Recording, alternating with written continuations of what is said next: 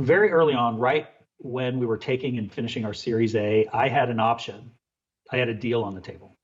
And this was what, 3 years in or so. Mm-hmm. And I could have taken that deal and moved on. I was discussing with my venture capitalist at the time, who's like, hey, listen, if you want to take the deal and not take our money, I can't blame you for it, but I think you have a big run ahead of you.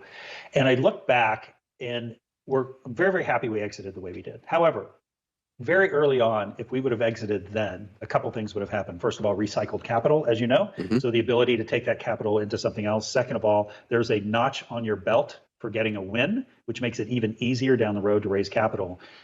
Third, you're removing the risk of the what if, right? Of maybe I'll get a bigger exit.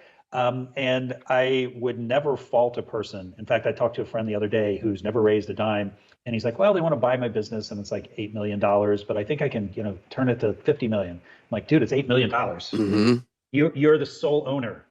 That is, I cannot tell you that's life changing for 98% of people, unless you have a trust account or whatever the thing is. But there is nothing wrong with exiting and not holding. I will say that as well. So you just have to really have good people around you that's willing to give you advice based on what's right for the holistic picture versus what's just right for your investor or you, et cetera.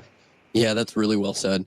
I add, sometimes I think you touched on it, is the value of your time, right? What you could be doing, right, in the next year and a half, 2 years, the next venture. But yeah, you put a win on the board and you're right, raising capital is easier, building a team is easier. You get to kind of not have the same day-to-day financial stress on you, and maybe you're making smarter decisions.